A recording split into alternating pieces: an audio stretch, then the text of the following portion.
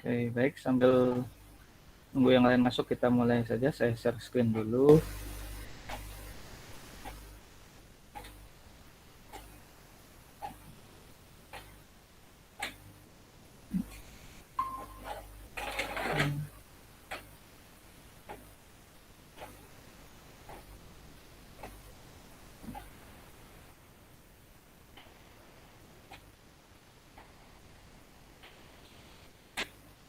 Oke, ya.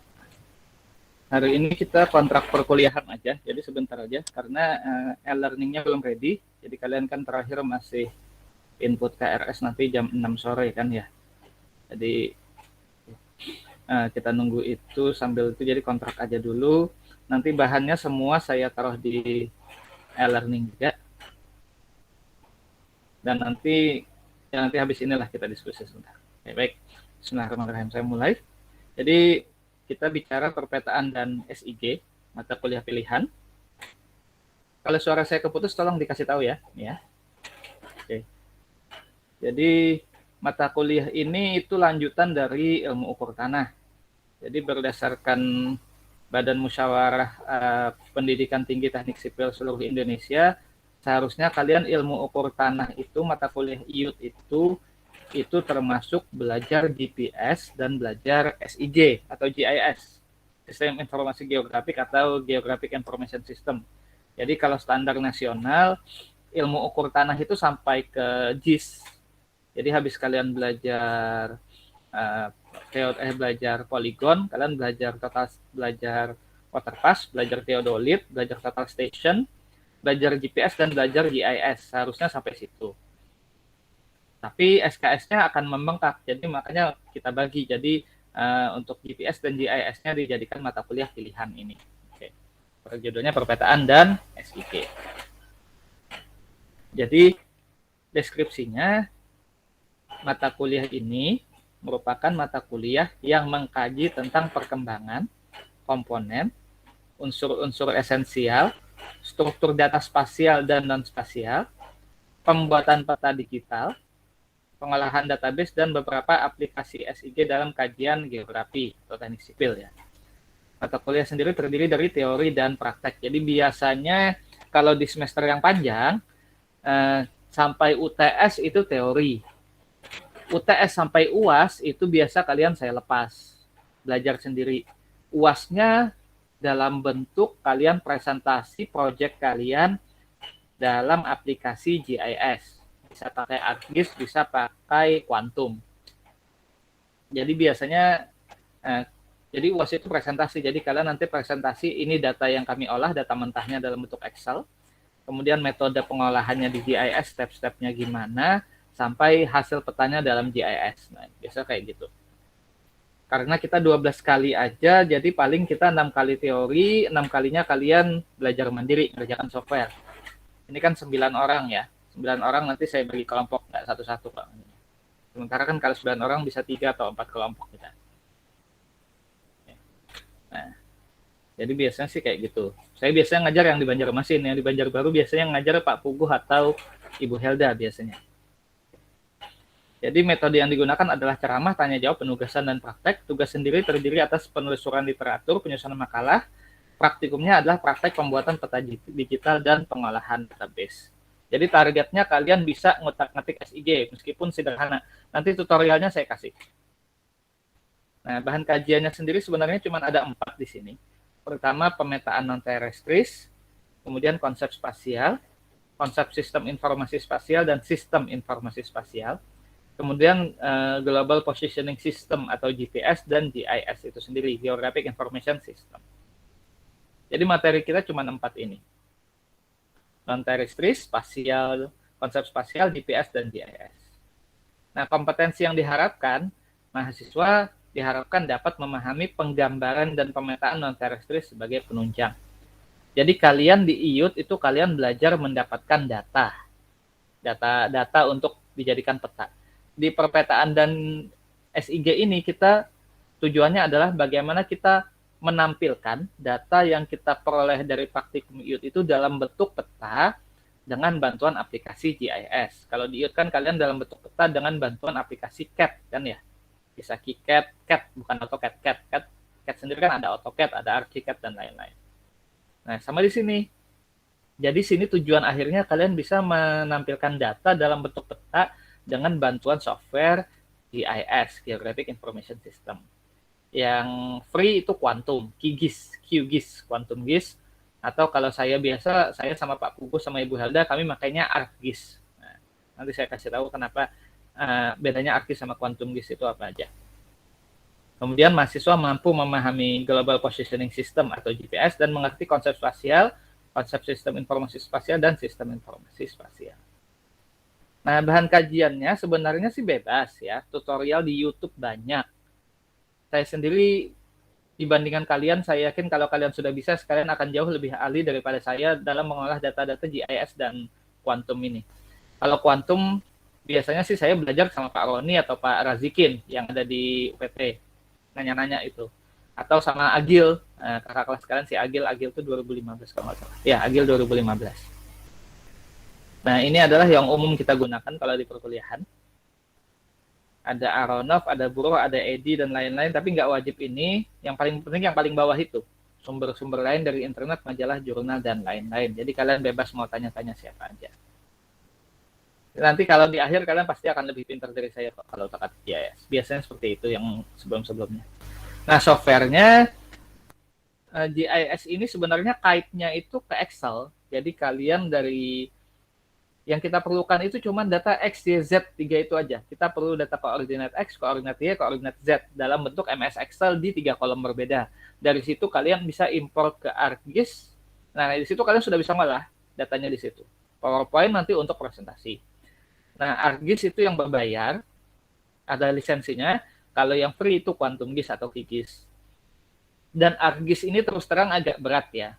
Jadi standarnya sebenarnya kalau dari Esri untuk memakai ArcGIS ini dia minta minimal supaya nggak nge-lag, kalian tahu istilah nge-lag kan, supaya nggak putus-putus atau patah-patah, itu biasanya dia minta minimal i5, RAM-nya minimal 6. Itu biasa sih segitu dia mintanya.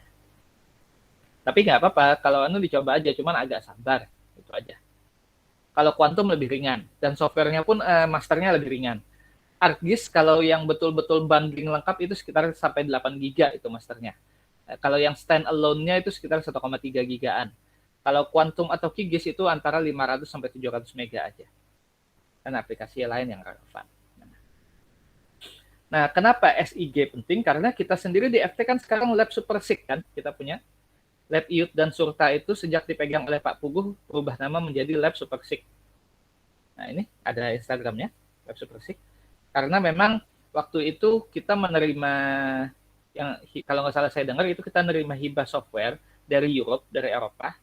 Dan salah satu syarat kita menerima software itu adalah ada kata-kata sistem informasi geografis di nama laboratorium kita. Makanya nama laboratorium kita berubah jadi dari IUT dan Surta menjadi Lab SuperSig. Survei, permodelan, dan sistem informasi geografis.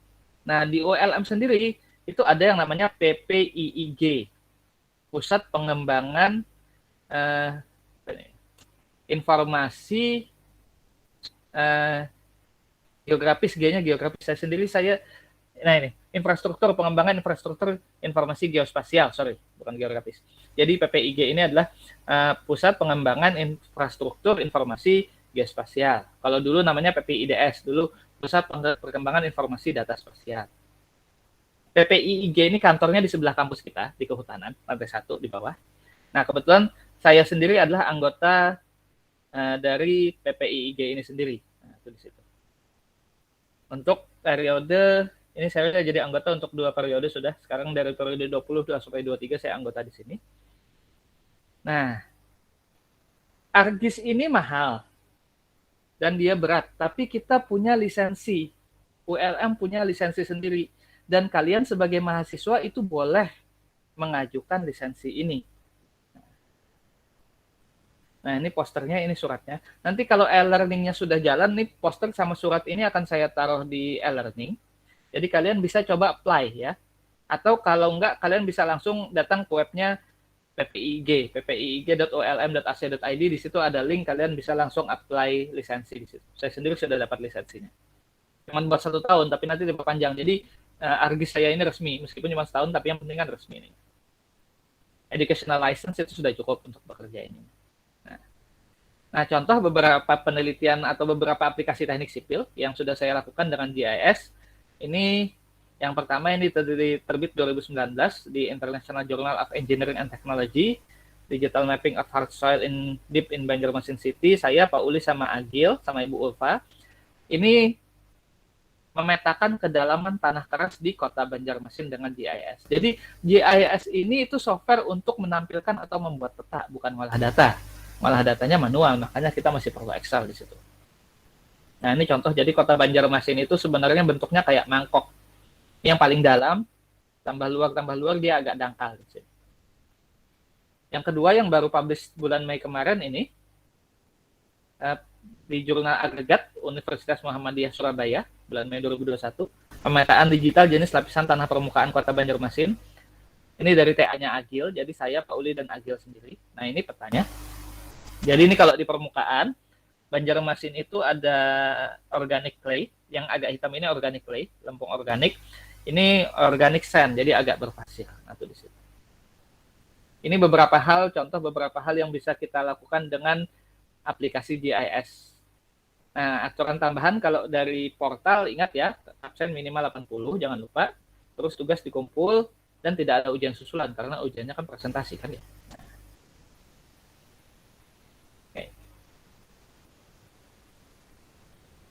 Nah, ini pengantarnya. Nah, sekarang yang saya bilang tadi, kalau kalian mau apply, silahkan ke sini, ppiig.ulm.ac.id. Nah, Pusat Pengembangan Infrastruktur Informasi Geospasial.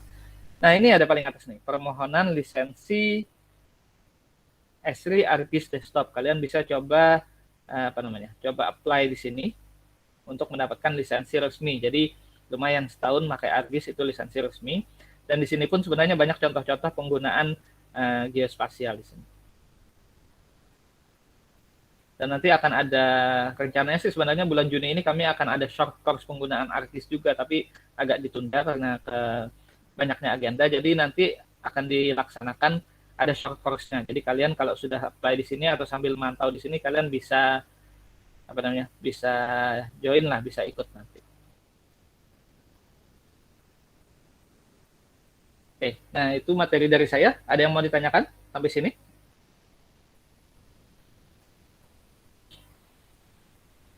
Kedengaran ya tadi suaranya? Kedengaran, Pak. Sudah cukup jelas, Pak. Oke, baik. Nah, untuk hari Rabu kan kita 10.30 ya. Saya kebetulan jam 10-nya sudah dijadwalkan sebelumnya, dan ini kan Bu Chandra baru ngasih tahu saya hari Sabtu kemarin sih ngajar ini, karena baru keluar kan kelasnya. Kebetulan saya sudah janji jam 10 hari Rabu itu sidang bimbingan saya di TI di Banjarmasin. Jadi untuk hari Rabu nanti saya kasih bahan, kalau e-learningnya sudah jalan, nanti saya kasih bahan di e-learning, ada kasih video juga sama tugas nanti ya. Jadi insya Allah kita ketemu lagi hari Senin minggu depan. Untuk Rabu ya ini dulu lah, tugas dulu. Karena saya sudah terlebih dahulu janji untuk bimbingan saya di TI itu si Rafif itu untuk sidang. Oke. Untuk absennya jangan lupa, tadi sebelum ini saya cek masih ada 1 orang yang belum absen di portal. Nanti kalau sudah lengkap yang di e-learning, yang di portal saya lengkapi juga. Jadi sistemnya insya Allah karena ini kan 12 termasuk UAS kata Bu Chandra. Jadi rencana mungkin kita 6-7 kali awal itu teori, nanti 8 sampai yang akhirnya itu nanti kalian ya belajar sendiri lah ngutak-ngatik GIS. Nanti saya kasih tutorialnya, kelompokan. Nanti kita lihat ini 9 orang ini berubah apa enggak nanti. Kalau ada bertambah kan nanti kelompoknya saya sesuaikan lagi. Ada yang mau ditanyakan untuk hari ini? Stop share dulu, stop record dulu.